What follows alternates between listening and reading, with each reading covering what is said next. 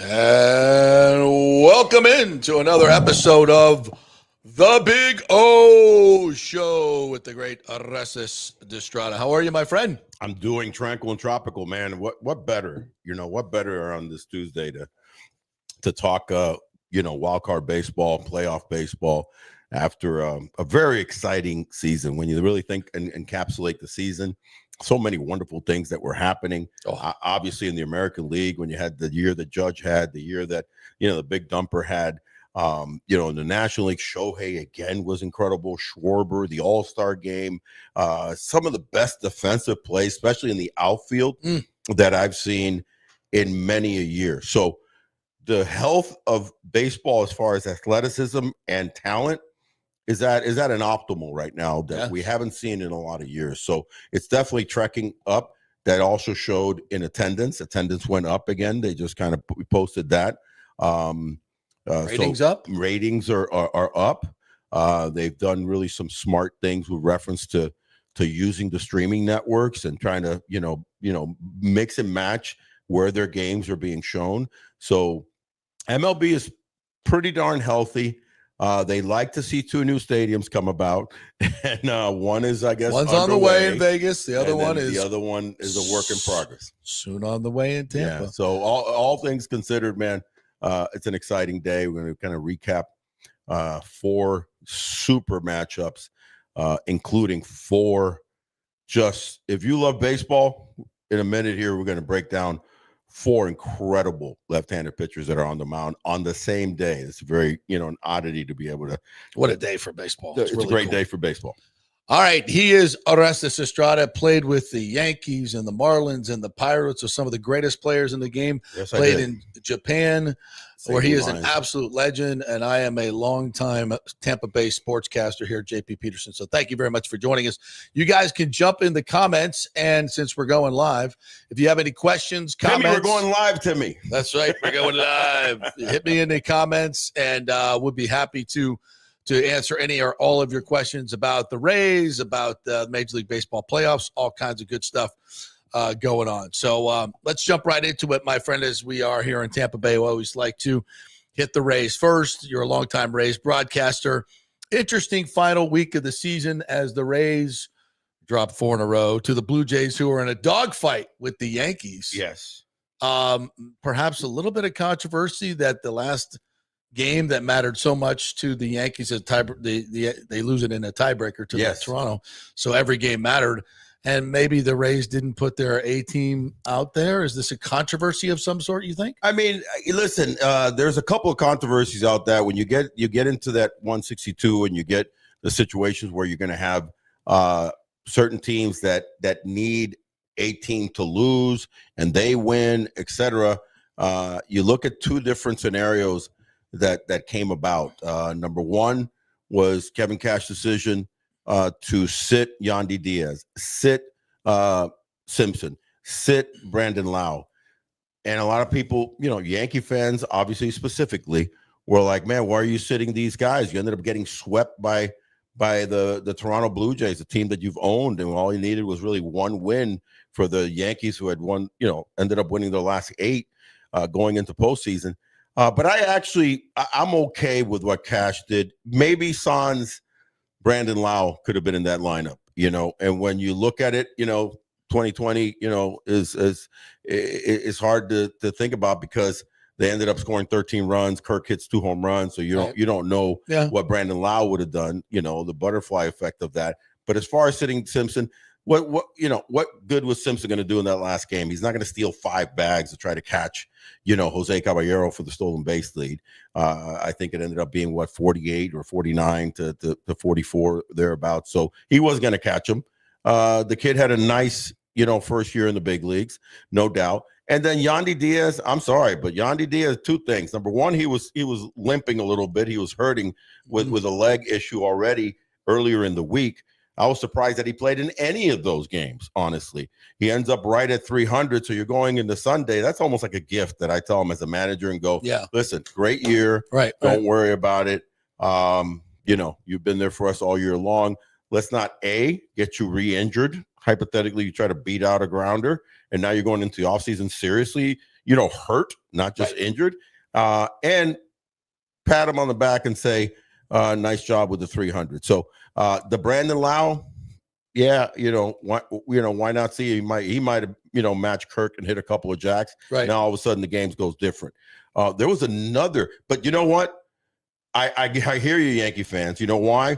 Because if there's any real other rivalry than the Boston Yankees, which goes back decades, it's the kind of rivalry that happens to be here in Tampa and Tampa Bay, because the Yankees are very much Tampa, right? And in fact, they were playing in their stadium at Steinbrenner, which we paid them for, no doubt. Handsomely. It was all fine, but there's that kind of like they're cousins in some degree, but they don't like each other, and so people are thinking, JP, well, they kind of do this on purpose. They did us wrong. They gave them our stadium, our spring training stadium, and you don't play all your top players. Yeah, a little tricky. The one that was way more egregious, that kind of I think went under the radar, was the Mets and the Marlins, or the Marlins' hatred for the Mets over the last decades. You would know this. Yeah, I mean, listen, the reality is that the Mets, being also one of these like little engines that could, being in a very fierce National League East, just like the Tampa Bay Rays have been in a fierce, American League East, and always having to battle the Philadelphias and the New Yorks, and back in the day when Atlanta was spending a lot more money and being a fierce opponent, the Marlins are always trying to scratch and claw. You know what happened last week? Sandy Alcantara, one of the best pitchers, even though he's been nicked up the last couple of years, but trending very positively at the end of this past season, was due to pitch on Wednesday. Oh, by the way, at that point in time, the Marlins were still mathematically alive. They had to win out, and a myriad of other things had to happen for them to make the wild card. Right. They opted to hold back Sandy Alcantara on his day that he's supposed to pitch, and they wanted him to face the Mets. I love it. He beat the Mets on Friday. The Mets win on Saturday, but then the Marlins knock them out basically with that 4-0 win on Sunday. Well, so the Mets have nothing to bitch about. They can't bitch, man. They had so many opportunities. They had every opportunity to win at least just one more game. That's the beauty of baseball, though. It can sometimes come down to, culminating into that one game, and then you look back at a game in April, a game in June, game in July. You're like, we shouldn't have given up that game. You were up 6-2 in the sixth, and it got turned around on you. They had too good a team. Forget about the payroll being at 350 million. They had a really good team up and down, pitching, defense, offense, running. So what happened to that team? I obviously the focus must have been just didn't kind of quantify with the level of team unity that you got to have for the marathon that is a season. And that's why I say that a lot of times, and I call it the WA, which is, I don't call it, it's a Japanese phrase for unity in all things in life. And there was a great book by Robert Whiting called You Got to Have WA. If you want to read an interesting book about the methodology and the mentality of Japanese baseball and how they take the baseball business almost like life, and compared to the business world, how a salary worker or a junior exec or a CEO kind of maneuvers an organization. That's the WA. And believe it or not, I think that has to fall on management. That has to fall on the Mets manager, Carlos Mendoza, who, by the way, was extended to come back. Kudos to Carlos Mendoza. He's a wonderful man.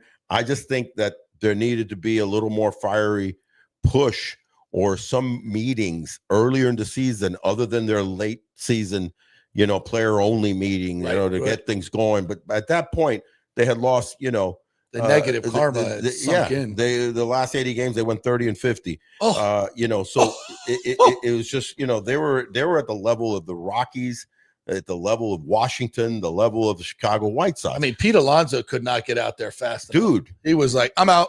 The game ended, and the next day, I think that night or the next day, said, "Yeah, Peter, you're gonna, opt out. I'm opting out. Out. Thank you, Mets. I love you, but maybe I stay in New York. Hint, hint. Wink, wink.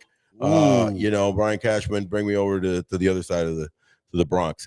Which you think he's going to the Yankees, dude? Listen, I think he should have gone to the Yankees this past year. I think this past winter, the Yankees probably thought, is Pete Alonso really Pete Alonso? Is this something, they could do year in and year out? Or they thought he was fading.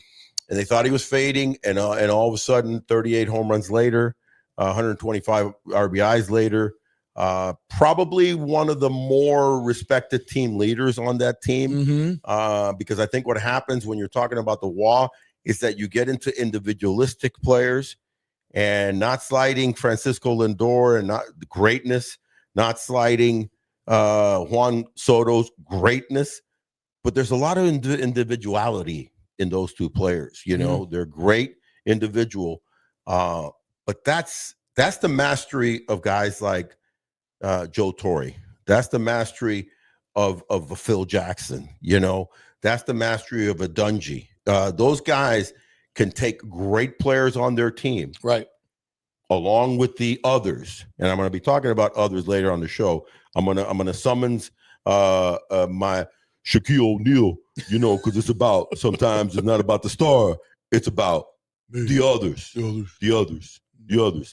And how do you Joe Madden, how do you bring everybody in? 9 equals 8. Exactly. So is it 8 equals 9? 9 equals 8. 9 equals 8. And I tell you, that's where you realize the greatness is actually in the clubhouse a lot of times and not between the lines. Well, it's an interesting concept that I want to kind of extrapolate out a little bit is the WAR. And, so often it's, baseball is looked at as a individualistic sport because it's pitcher versus batter. Right. Batter, you're up there, you're in the box. There's nobody else with you. They can't help you. Right. Now, when you're playing defense, it's more relying on your teammates. Right. So it's always been a great kind of dichotomy for me is how baseball, is it really a team sport? Like football to me is the ultimate team sport. There's so much going on. Everything has to be an orchestra. Like it has to be in the same. Everybody has to be on the same page. Baseball, it's kind of different because you can star individually. Yeah. But so I always kind of, to me, it's a little bit elusive, the concept of team baseball. Yeah. How do you see a Mets team that is so talented on their individual pieces not be able to come together as the collective? And you see a team like the Brewers or the Mariners or even great teams, the teams like the Dodgers that have a plethora of stars. Yeah. But Doc Roberts is able to convey the right message and have that combination of that a true leader needs, which is understanding your team, understanding whether it's sports, business, school, understanding your different, positives and negatives of that organization. Yeah. And how do you bring it together in order to, to pump up, pat them on the back, or just leave them alone. That type of thing is so important. And one thing in Japan that I think I noticed right off the bat early on. So I came into a team, the Seibu Lions, that were on the tick up, right? Mm-hmm. We had 6 or 7 players that were all the same age, 27 years old, right? Mm-hmm. And I came in right at 27. Several of them are just gods, right now in baseball as retired players in the Hall of Fame and just regarded. Okay. So on the hitting side, we had the most notable in the history of Japan, 3, 4, 5. In fact, there's an acronym for us. It's called AKD, Akiyama, Kirihara, Destrade. The three of us, average 40 home runs each. And we were just studs. Wow. Right. Yeah. It was the first baseman. It was 6'3", 215. Me, the DH, 6'4", 235. The center fielder, Akiyama, the best player in all of baseball at that point in time, in all of Japan, was this guy by the name of Koji Akiyama. 6'2", 195. He was like a Torrey Hunter kind of athletic guy. And for Japan, which players are relatively smaller than no, we had studs. That was our was starting dramatic. pitching staff was 6'4", 6'5", 6'3". Wow. 6'5". I was not the tallest player on my team. Wow. So, the cream of the crop, play baseball in Japan. And hence, you get guys like Matsui, who was 6'2", 220. Yeah. Yu Darvish. Obviously, Shohei is the beast. But one thing right off the bat that I realized and learned and kind of was like left me scratching my head. Remember, I came up in 87 as a young buck with a team called the New York Yankees, led by Lou Piniella. On that team was Don Mattingly, Don Baylor, Dave Winfield, Ricky Henderson, Ron Gid. Wow. Dude. Yeah. I mean, a who's of baseball. Yeah. And had an atrocious, that year was atrocious for the Yankees in 87. They didn't achieve what they should have achieved with a full roster up and down, offense, defense, pitching. So what ended up happening? That was a young Lou Piniella manager. He was only 45. It was one of his first years managing. In fact, it might have been his first year. Oh, wow. And then he learned later on, and hence won the World Series with the Chicago Reds with probably not nearly as talented team because he had learned how to manipulate players and how to promote players. But one of the things that I learned was that they have a thing that is called Kohai Senpai. Kohai Senpai is something that is across the board in Japan. Kohai is the lesser, younger person in any walk of life. Right. And senpai is somebody that's older than you that should be more not only experienced, but also respected. Yeah. Has the wisdom. So those three guys, that I was mentioning, or those two guys, the first baseman, because I DH, was 23 years old. Akiyama was my age, 27. We had several other guys that were a little older that were not nearly as good as us, but we gave them a lot of respect. Kiyohara, the young stud who ended up hitting over 500 home runs in his career in Japan, had to respect Akiyama. Akiyama had to respect Ishige. There was this inbred, and then our manager was a beast, former all-star catcher for the Giants. Catcher again, by the way. I think some of the best managers are catchers for a reason. And he brought us all together. And I think that's what the WA is kind of having this unity of respect in all walks of life, especially for someone that's older than you. Yeah, yeah. And we're getting into a situation now where so much money and so much is given to younger talent. Young players, right? We're seeing it in the NFL. Yeah. Definitely see it in the NBA. Yeah. Guys are going over there and then they're playing one-on-one basketball or, three-pointing it and are not getting the team concept. Because it's always been about them. It's always been about them since high school or even before that. So we're starting to see that again trickle in. It really was been around for the last 20 years in football, for the last 20 years in baseball. I think you're starting to see it now trickle in basketball. Now you're seeing it in baseball because of this, because of the phone, and how many followers you got and how propped up. So a kid that's 23, 24 getting called up tends to be a little cockier, so they're not following the suit. Kind of Wander Franco disease. A great example. Yeah. Wander Franco is a really good example, and there's so many more. And from a team concept, you're off the field life. He never thought of how it's going to impact the Tampa Bay Rays or all their fans. And I'm just going to do whatever the hell I want to do. And the WA aspect transcends the lines. It's in the clubhouse. Right. That's where I really noticed it. Yeah. It wasn't in between the lines. In between the lines, I was better than the guy that was 32. Yeah. But how the respect factor in the clubhouse and the hierarchy. And how does that translate into winning, like on the field? Well, basically, I think what it ends up translating is because then now you're respecting the game, the coaching staff, the people, and the other players. You know that you're stronger than the other guy, but now you're playing more cohesively because you're not there thinking like this guy shouldn't even be on the same field with me. Right.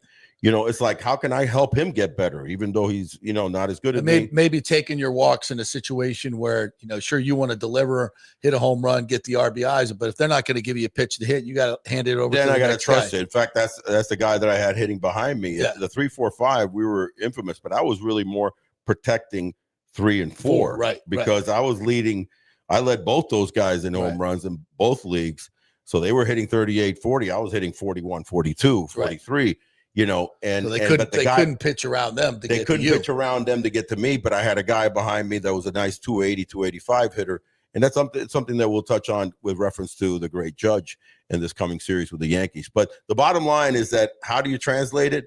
You translate it by being more cohesive as a group. Yeah. And I think even, you know, in this great game of football, because of what you were saying, there's so much chess game going on, and there's so much you got to.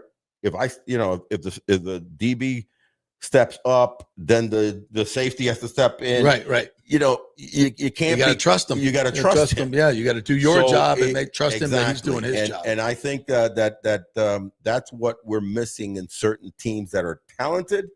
Yeah, like the Mets. Yeah, the Mets are an example, a perfect example of that. The perfect example this year in all of sports of a team that is so talented, but the cohesiveness wasn't there. So, if I were to advise anything to Carlos Mendoza, who thank goodness he got extended, be a little bit more stern with these guys. Yeah, and but how do you cross over to sternness when they're making $45, $50 million a year? Oh, absolutely. Just to reset a little bit, you guys, if you want to comment, you can do that on YouTube at the JP Peterson Show, FanStream Sports Tampa Bay. You can do it on X at the JP Peterson Show, and you can also do it on Facebook at JP Peterson WATB Sports as well. So all those places you can comment, ask a question. We got a couple of comments. Douglas Batista kind of cut off. He said, I just saw a post on X that I think he was going to say is that the Rays sale has been made official. The Tampa Bay Business Journal saying it's been made official. We all knew it was going to happen, but I guess the I's have been dotted, the T's have been crossed. Yeah. There was a headline in the Times this past weekend. Oh, was there? Said Stuart Sternberg's decision to sell based on keeping the Rays in Tampa Bay. Did you read this? I didn't read. I saw the headline. I opted not to read the article because it without getting too in the weeds with this thing and through a rabbit hole. That's a weird headline because, the bottom line is that he was looking for the best deal for the last decade. Yeah. And the reason it's the last decade almost, definitely is because if that was the case, then, why didn't he, close on the deal, Tampa back in 18, St. Pete, guaranteeing it's the team staying here forever. And the best deal of all was the Tampa Ybor City deal. Yeah. That all it needed was him to commit another, say, $200 million. And he would have got from naming rights. He would have gotten from naming rights. He would have gotten for so many other things. Yeah. It was talk about a sweetheart deal, and talk about if you're wanting to give back to the fan, keep it in Tampa Bay and the whole thing. That was 2018. Yeah. JP. The stadium would be long done. Yeah. We'd be sitting in a stadium already. You wouldn't have had a roof to blow off. We wouldn't have had any issues. Right. You wouldn't have been playing in a minor league. Actually, who would hurt? It hurt everybody. Right.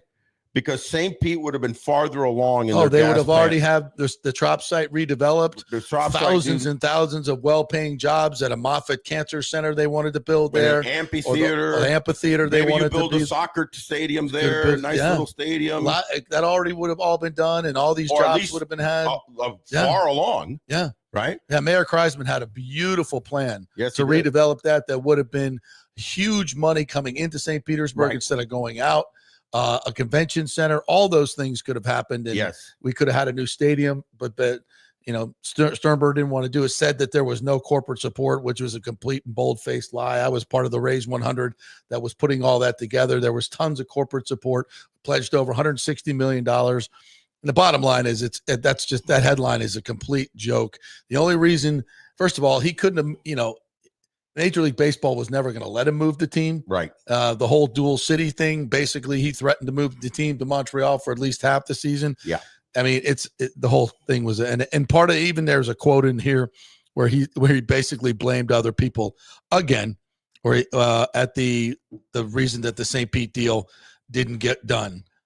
He said people didn't come forward rushing. We need to do this. What can we do? How do we do it? It was all like, it's all on you. You take care of it. If you don't want to do it, you're a piece of crap or whatever. I mean, Jesus Christ. St. Petersburg basically gave him $700 million worth of real estate for $50 million, in addition to the $700 million plus they were given to pay for half the stadium. It basically would have been a free stadium for him, and he still wouldn't get the job done. So it's just a lot of opportunities. So a lot of opportunities. When you see that we as people, and there was even a headline I think I saw with the, that the stadium issues continue for this new group. There are no stadium issues. There were no stadium issues. The issue was Stu Sternberg. He couldn't get the job done, did not want to pay for anything. This new group will be much more in tune to proactive to paying their part for the stadium, even more than their part for the stadium, more than 50%. They have the political connections to get it done. And he did say that in the article, that the people that he's selling it to, he believes can get the job done and get a stadium done in Tampa. So he's glad that that's part of the deal. But to act like it was anything but Major League Baseball forcing him to sell the team to this group that was handpicked by Major League Baseball because they can get a stadium done in Tampa, anything else is just, in my opinion, complete ridiculousness. And most of the fans understand that. But I think they do. So luckily, it's moving forward. We should see a press conference a little bit later on in the week, or the first part of next week, where the new ownership group is introduced, and they will be able to kind of put their vision out for what's going to happen with the Rays. And I think all the players feel like the baseball ops people are still going to be there, still going to be Eric Neander, still going to be Kevin Cash, at least, but they're going to have a lot more to work with. And deservedly so for those last names that you mentioned. Yeah, and that's great. And if you're a Rays fan, you got to be really, really happy about this. And Neander should be there 100%. They should tie them both up for a while. Those guys have been fantastic. We got a couple more real quick questions about the Rays, if I may. Michael LaRue says, could Griffin Jax transition into a starting role the way Drew Rasmussen or Zach Littell did? He possibly could. He's got I tell you, Griffin Jax has an explosive arm, and he's a very confident player. Pitches with a lot of confidence and borderline cocky, but I like it. Possibly, yes. I think that's somebody that they're going to look at in that way. Another kid that didn't fare as well in that last game that I wish he had, because he had done really well in the second half in his few starts that he had, is Ian Seymour. Yeah, I think that's a kid that is going to get a lot of looks in the spring. But the good thing about Jax is that he's a multi-use pitcher. He's a guy that I thought he might be the new closer. He's got explosive enough stuff to do that. Strikeout. And he's got the mindset, because he's a little bit off. You need those guys that are a little bit like Fairbanks. Yeah, you do. They got to be a little different, and whether they're introverted or extroverted. If you ever look at closers, they're one or the other. They're either like, let's go, like a Dibble, or they're very quiet like a Mo or Trevor Hoffman. But it's almost like this, like, this guy's nuts. You know what I mean? That calculated, quiet crazy. And I think Jax has a little bit of both, actually. So that's a good question. Definitely in the plans for being an integral guy that's going to eat up a lot of innings next year. And I hope they've got to figure out that bullpen a little bit. Fairbanks 100%. A little bit of a rough if there's second one half. major problem, but you bring it back though at $11 million. You bring Fairbanks back. I bring him back. Yeah. I bring him back, man. And they've never been a team that, okay, this is my main closer. You know what I mean? So you bring him back, and he starts the spring training as your closer, but go from there. But you go from there. If he ends up being a setup guy, he's done that before. He's good at that. Doesn't matter to me. You got to just add to that. You need 3 or 4 more guys. Spend a little bit of money in order to get some arms that you don't always have to kind of rely on these young, fresh AAA guys that you got to call up who are inconsistent, who are going to be inconsistent. Yeah. Anyway you look at it, but they're going to have flashes. Montgomery is one. Yeah, Kelly, you could think of so many that are flashy, but if you want to keep your payroll low, then that's where you're going the whole time. But if you want, if you're going to spend an extra 20 or 30 million, bro, you're going to find Get some older, arms. consistent guys. I could not agree more. Absolutely.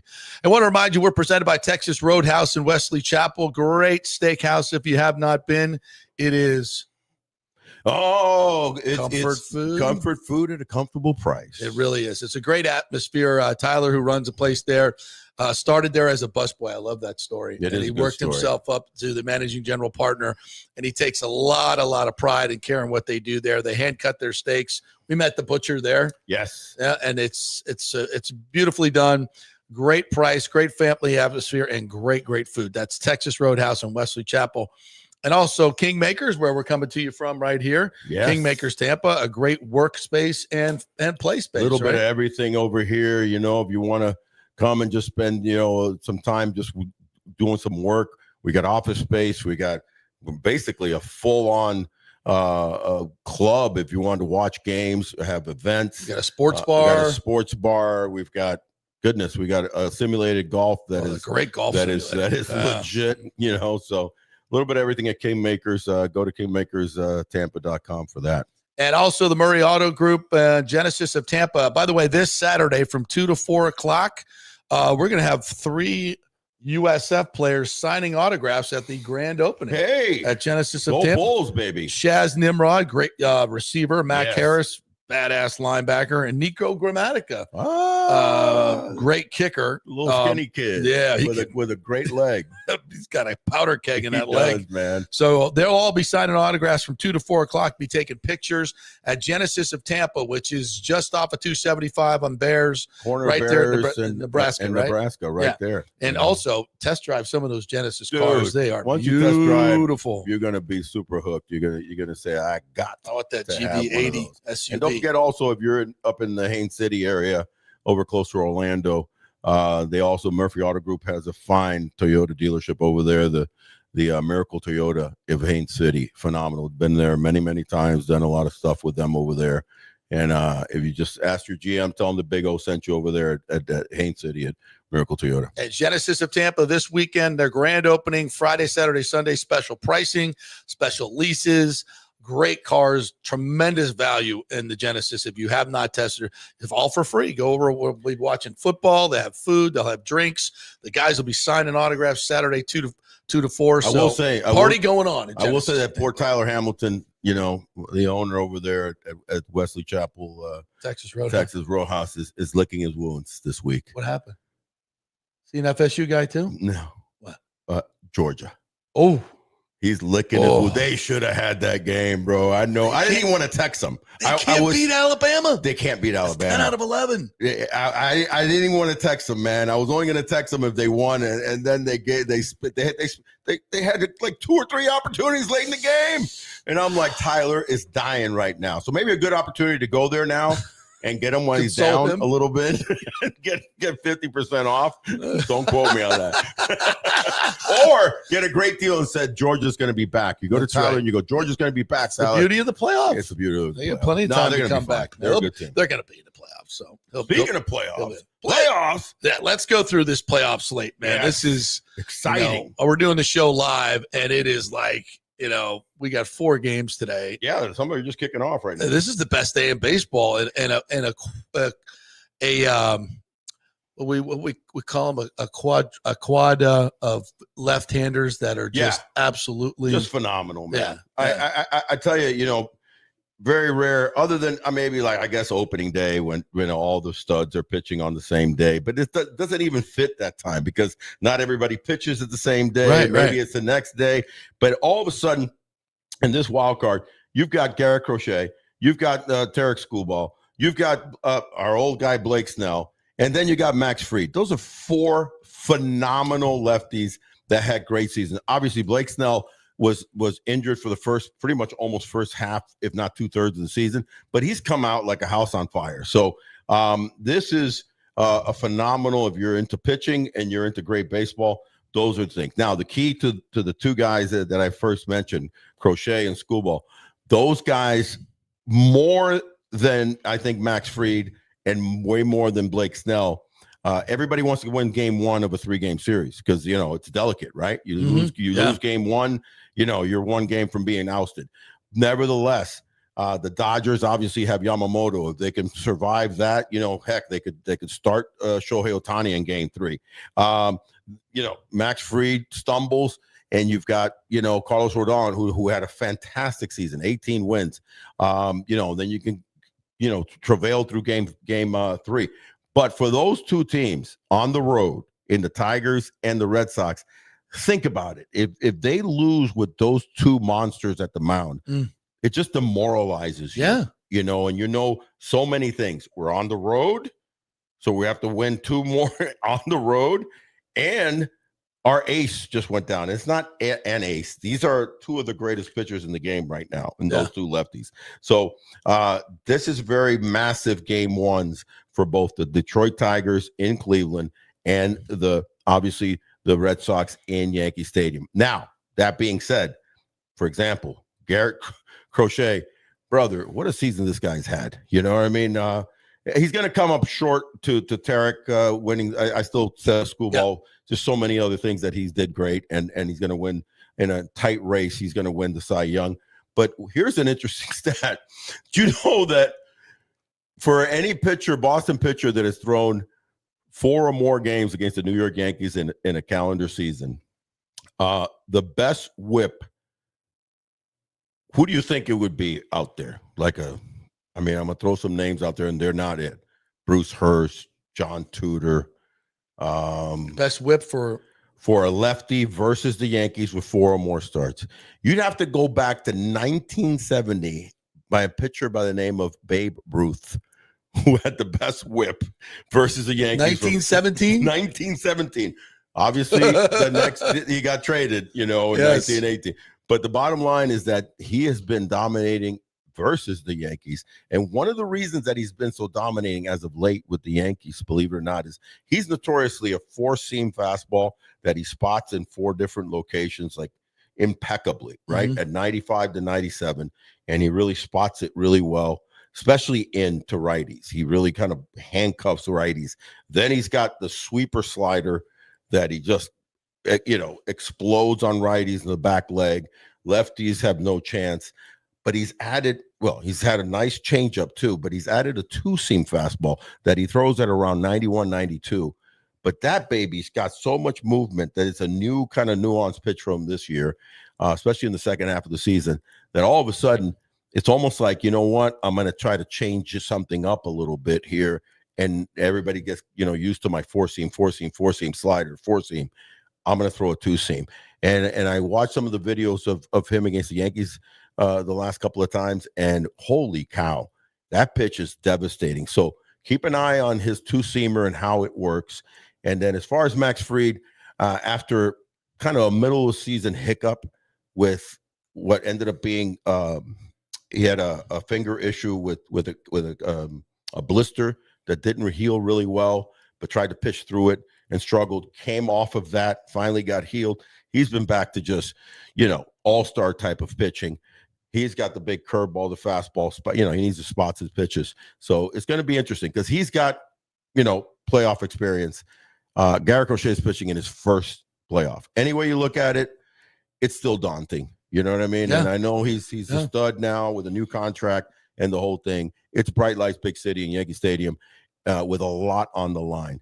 The keys to that series for me are going to be obviously the starting pitching, no doubt. Crochet, Bello, Rodon, Fried. Here's the catch and you're going to go like, what are you talking about, Big O? The key to Aaron Judge in postseason this year is how much he walks. Not how, obviously, what the hell how are you much talking about? He hits, but how much he walks. Why do you say that? Because if you pay attention to the last several postseasons that he has been extremely inconsistent, having an average just north of 200, 205, 203. He's chasing, trying to do too much. He chases too much. Why does he chase? Because he hasn't had as much confidence in the hitters around him. Right. And in fact, if you look at the lineup of game, the most important game of the year for the Yankees last year was when? The final game, game 6, versus the Dodgers. The Dodgers. It was a game 5. I think they took them in 5. Bottom line, when you look at that lineup, you had Gleyber Torres leading off, Juan Soto, who Judge was basically protecting. Right. Yeah, Jazz Chisholm hitting fourth. He had just come over. He definitely wasn't hitting like he's hitting this year. Giancarlo Stanton was crushing, and he crushed in the playoffs. Mm-hmm. He was hitting sixth. He was hitting fifth. And then you had Anthony Rizzo, who did nothing for the team last year. Volpe, a young kid who, was overmatched pretty much in the playoffs. Wells, and then Verdugo. Again, very weak lineup. But you look at the Yankees lineup now when you're going into this postseason. You got to have a Grisham that obviously is lefty, so you're going to have to be facing, the nasty lefty and Crochet. But Grisham's got, 33, 34 home runs. Then you get Goldschmidt, who's a veteran right-handed hitter. You mix in Rice at any point in time. I might even throw Rice in there instead of Wells starting. But we'll see how that goes. But bottom line is that Judge and then Bellinger. I don't think people realize what a year that Cody Bellinger had. He had 98 RBIs, 29 home runs, hit over 280. But he hit over 340 against lefties. Jesus. Had over 340 and runners in scoring position. So this is a run producing machine this year, Cody Bellinger.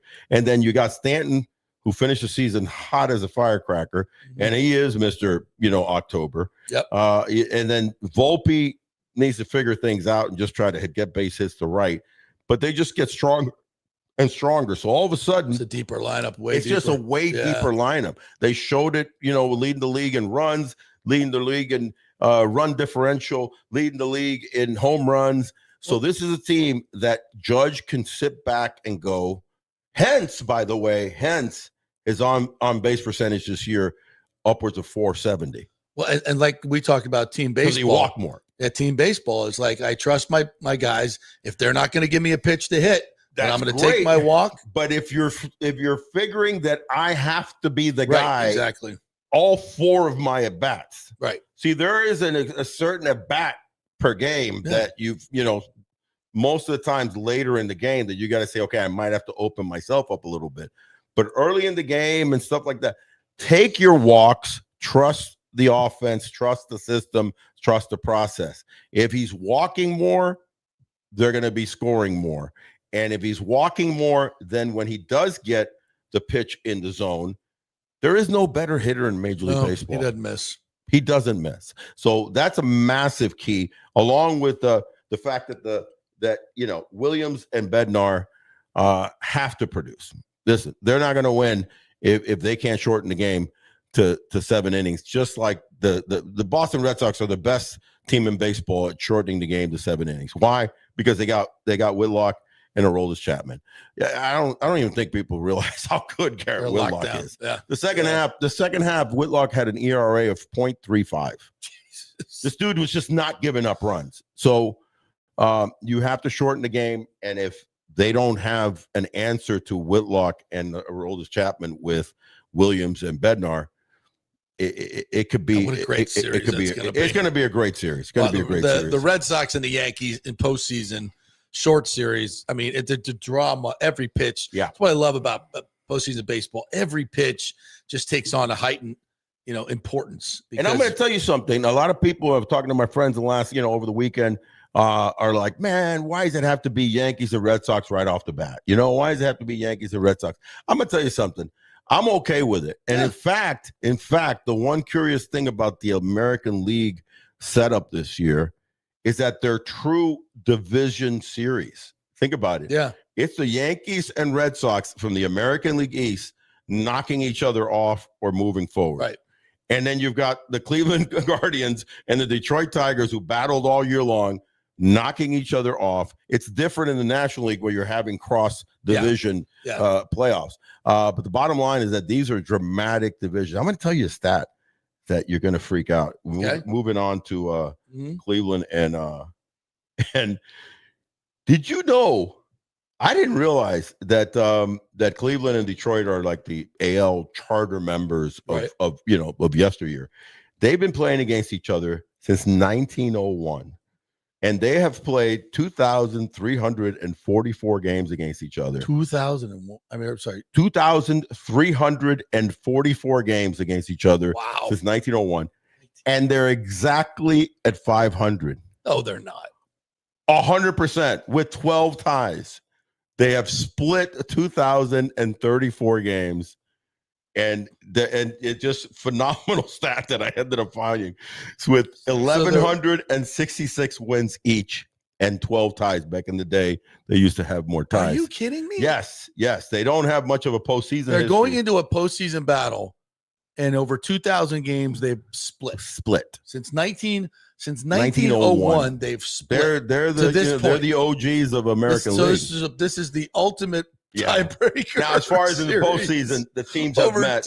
That's kind of crazy. Over 124 years, dude. They're exactly at 500. They're dead even.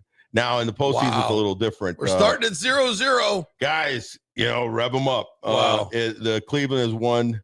They won a 5-game series back last year's ALDS. They met, and this will be the second postseason series. So they haven't met a whole lot in postseason, but they sure have in regular season. So they know each other very well. Both the towns, both the fan rivalry has been going on for a long time. Wow. I give the edge because of Tarek Schoolball. I give the edge to the Tigers, even though they're already on the up road. 1-0, and that may be enough against Cleveland's offense. Shit. With Schoolball on the mound. It was kind of an unearned run too in the first two. Do they really? 2 outs, yeah. All right, in San Diego, the Padres and my Cubbies. That's a good I'm series. I've been a long time Cincinnati fan, thus the big red machine. But I don't think they have. You're talking Cincy LA. I thought you meant the Cubs. Well, I was going to say, but I was like, I've been a long time Cincinnati fan, but I don't think they got a long run in them. No, listen, against the Dodgers, that's a tough ask. Well, mainly because again, the 1-2 punch of Snell, Yamamoto, and then Glass now is healthy. So you know if you need an old NL West showdown. It is an old NL West showdown. Back in the day, if I remember, one of my good friends and Hall of Famer Barry Larkin, I remember back in the 90s, they took on the Dodgers and took care of them, blew them away in that series, in a 5-game series. But that's kind of neat. Again, baseball has so much history to it, JP, that you have towns like Detroit and Cleveland playing each other for decades. Over 100 years. Cincinnati and the Dodgers were once rivals. My first baseball game ever was Chavez Ravine, 1978. Against the Reds? The Reds, my big red machine against the Dodgers. But Bob Welch. You grew up a lot in California. No, I spent a little bit of time there. Yeah, why were you such a Cincy? Because when I was getting into baseball, and they were so hot. I was a catcher. Yeah. So my man Johnny Bench was my guy. And Pete Rose everybody's guy. I mean, I hit in a squat position. I was a switch hitter like you. Switch. Yeah. Oh no. Then the case closed. Yeah. And so Pete Rose was my guy. There were a lot of people. I was head first sliding when not many people were doing it. Yeah. And I loved Johnny Bench. He was my guy. I mean, so when I was just a kid, they were the best team in baseball. Yeah. And I remember, if you're a person of my age and your age, and I don't know if you remember this, because remember our teachers would roll in the TV. Yeah. Because when TVs were rare back then in the classroom. Yeah. And they'd roll it in and we'd be like, afternoon baseball. We're going to watch There's a baseball game in the afternoon, which was rare. And then you'd be like, what a treat. What a big deal. What a treat. And I remember watching the A's and the Reds. Right. In the 1971 World Series, where Joe Rudy robbed, who was it? Dennis Menke. Might have been Dennis Menke. Dude, you're going way back. How am I grabbing this? That was a good one. I don't know what I had for breakfast. Vita Blue, Vita Blue on that team. Catfish Hunter, Sal Bando, Reggie Jackson. I can't forget Reggie on that. Was on that team. Yeah. That was a hell of a team. One of the best teams ever. That was one of the best teams ever. Going up against the Reds, who I would argue that Red Machine was the best. They hadn't really clicked yet. The big Red Machine came on mid-70s. Yeah, but they had to. Yeah. But here's the difference, though, of that big Red Machine that could put up a 10 spot in a second. this red machine does not put up a 10 spot in a second. No. And they're going to be playing in Chavez Ravine, not in the friendly confines of their home field. And the discrepancy in runs scored this year is over 100. The Dodgers scored 100 more runs. Now, great that Cincinnati got in, but the aforementioned Wah scenario is one Tito Francona. Yeah. And even though he's older, 69, I believe Tito is, what a leader. And what a guy that can motivate young talent, and he's a guy that I just heard him say a comment earlier today where he was saying, listen, we've been playing the way Tito talks. Man, we've been playing playoff baseball for the last 2-3 weeks. Yeah. So this is no big deal for us. They roll right in. The way that he kind of plays a psychological warfare within his own players is phenomenal. And I think you watch out for Tito Francona and how he motivates these guys because they're on the uptick. Well, it would be an upset of all upsets if Cincinnati takes down the great juggernaut that is the Dodgers. It's Littell against Yamamoto tonight.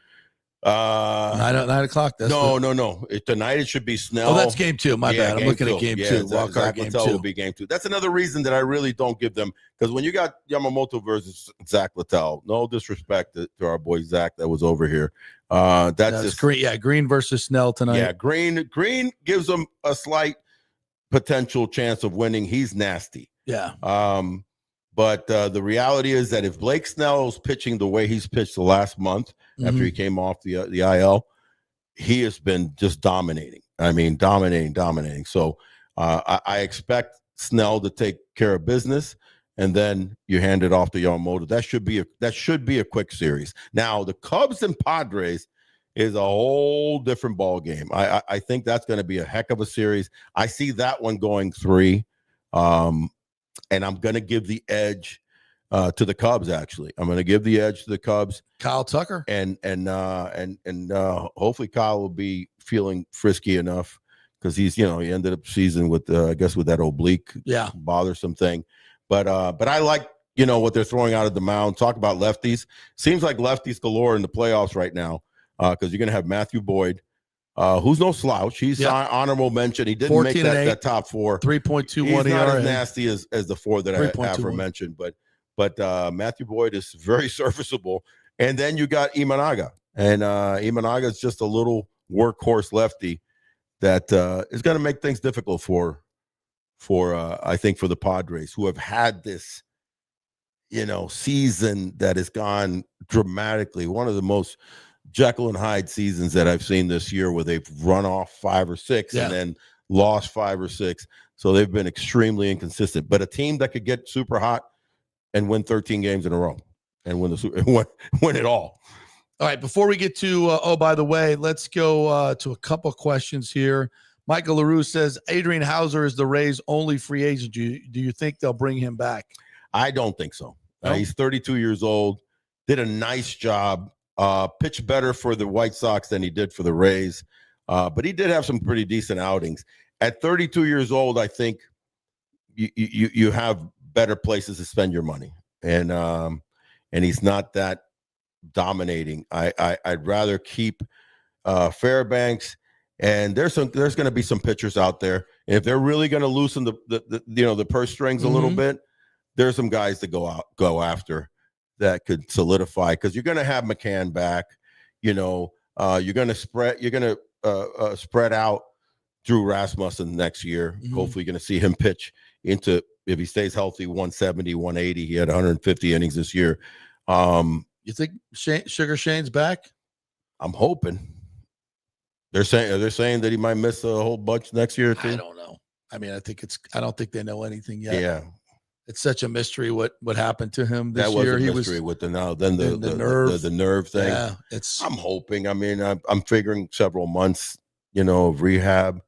Then you're thinking that his career is kind of over type of thing. I hope. I have no insight to that whatsoever. Man, and just like I'm hoping that this year has been. That kid's a bulldog. He's so good. Yeah, so good. Not just he's great, but also, when you're talking about leaders, he's that type that can become, and has kind of become. He's just been away. He's a bulldog. He was like that, James Shields, that David Price type of pitcher. He was leaning to be that. Best case scenario, if they can get him back, you got a rotation of Sugar Shane. You got Rasmussen. You got Rasmussen. I think Shane Boz learned a lot this year. He hiccuped a few times. Yeah, but an explosive arm. Great stuff. So you add a veteran arm that you pay $15-16 million a year for like a nice little 3-year $40-50 million deal and not miss with it. Mm-hmm. That's the key. And now all of a sudden, you're 4 or 5 deep. Yeah. So they got some work to do. There's no question about it. But bring back Bilal.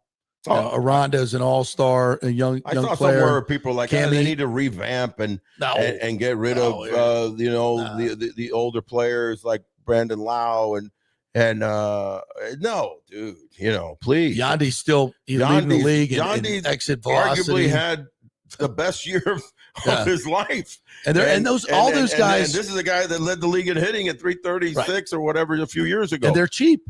They're relatively cheap for all-stars. I think he's like at 12. Yeah, 11.5. Yeah, 12. Yeah. And Brandon's at 11.5. Please, you just signed them off. Another all-star. I mean, you have four all-stars. You need one more thumper, man. Yeah. You need one more thumper.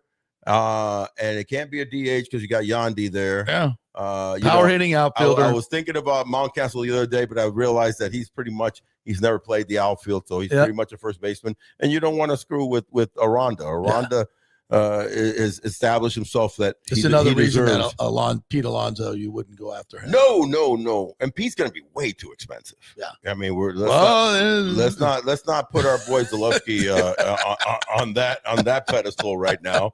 He's going to be calling you and saying, "Yo, what are you talking about?" We're not in the polar bear market right now. Pete's, we're still looking at Penguins. Pete's 25-30, man. Yeah. We don't need to do that. You can do a lot with $30 million. Yeah. And so I think the Rays have a really good core that they could bring back 100%. Relatively on. If they just get to 125 in payroll, you could add a power hitting outfielder and you can add a starter. You can add a starter. A couple of quality relievers that are in that, and boom, you're right there. $6 to $7 million range. You're right there. You're right there, buddy. Yeah, and you're back in Tropicana Field. Yes, sir. Hello. We'll take the roof off for April and May. Let's just hope the roof stays on. Yeah. What was an oddity too, by the way? You probably maybe have mentioned this on your show. They didn't have a rain out. Oh, not a one. And everybody was like, it's going to be rain out. I think they had over 20 games delayed. Yeah. But they did not have a single rain out. It was a great experience. Bobby Bond would have said, who'd have thunk it? Who'd have thunk it? It was a great experience. It was a once in a lifetime, but don't need to do it again. 3 years at the Trop, and then we'll move into a nice, beautiful new stadium. You look at Sacramento and the A's, and they finished their season, obviously not making the playoffs, and they got to think about, we got to come back here again. Yeah. You know what I mean? That's not the case for Rays. They get to go back to a major league stadium and then usher in a new stadium. And a major league stadium, by the way, that you don't have to pay for. Right. 3-4 years. And that's going to make you a lot of revenue in terms of, ticket sales. Well, maybe there's more premium seating because it's a new ownership group, because there's probably a ton of businesses that were disenfranchised by the old owner that will come back to the table. Maybe we'll see. Yeah. Douglas Batista says, can't argue with Yandy. What Yandy has done, tremendous value for what he produced this year. Mario Christian says the Rays should have finished 85 and 77 versus what they actually finished based on their run differential. Yeah. Mention what we were talking about before the show about Cleveland's run differential. -6. -6 for a division winner, ladies and gentlemen. -6. That goes to show you why you could do a little bit with a lot with a very little bit. Because other than Jose Ramirez, and the smattering of other hitters, they were just kind of playing small ball. And case in point, they beat Tarek Skubal last week in a massively important game, obviously in their head-to-head 3-game series. Yeah. And basically beat them in the 6th inning without getting the ball out of the infield. Bizarre. Bizarro world, bro. That's how the Indians win. And that's how the Indians win. By the way, the Rays were plus 31. I agree with that post that the Rays should have won 7 or 8 more games. Now, that being said, they probably gave away 10 runs at home plate. At least. At least on that stupid contact play. I freaking hate. All right. By the way, we got a couple. Any by the way? I got one sweet. Right. This is a sweet. By the way, we are in what is Hispanic Heritage Month. Yes. And I like to do a lot of things in the community that I'm involved with. And one of the things is going to schools and talking at schools. So today I was at the beautiful Bellamy Elementary School and Miss Bishop's class and Miss Chamizo's I'm going to do this the cheap way. Yeah. I got a picture of you here. There you go. Oh, hold on. I got to, first of all, call up your solo camera. But anyway, this is a good thing that I kind of try to do every year.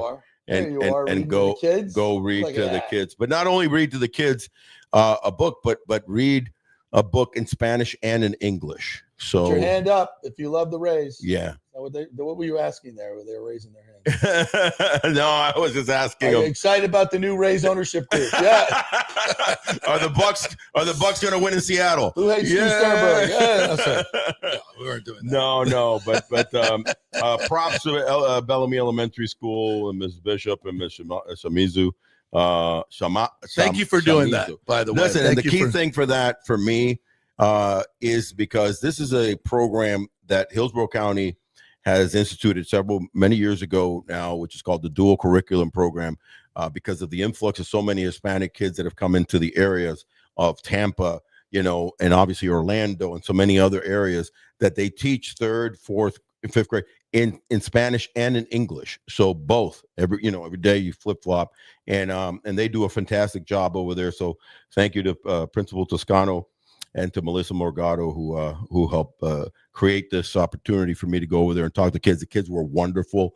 We talked not only about the book that I read, but also about life and what I feel about education, which I always kind of push the mantra. This is from my mom. So the bottom line is that one of the reasons this is so close to my heart, JP, is because my mother, Yaya Destrade, who is 92 years old down in Miami, was one of the original teachers in the United States of America at Coral Way Elementary to usher in the 70s the first ever dual curriculum program. Wow. Because we had so many influx of Cubans coming into Miami and South Florida back in the 60s and 70s, that escaping communism, legally coming over.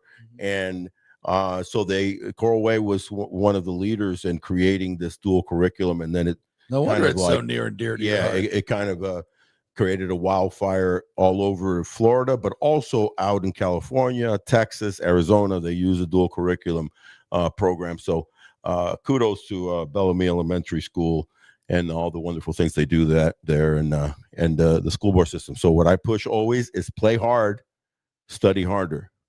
I like that.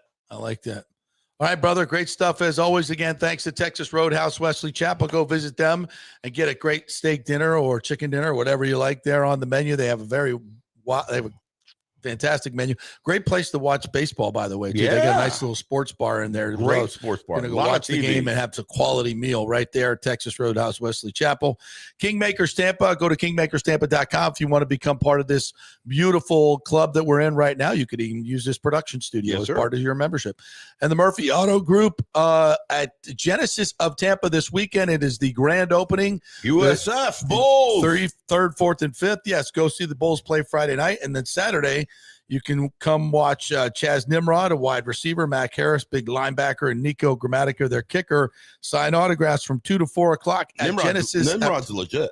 They're all legit. All three of those guys can play in the NFL. Yeah. 2 to 4, they'll be signing autographs and taking pics at Genesis of Tampa, right there, 275 and Nebraska, just off of 275. We love your Bulls. Yep. Love you, Bulls. Love Genesis of Tampa. Love all you guys for watching. We will be back on Friday with another edition of the Big O Show. Tranquilo y tropical, baby. There you go.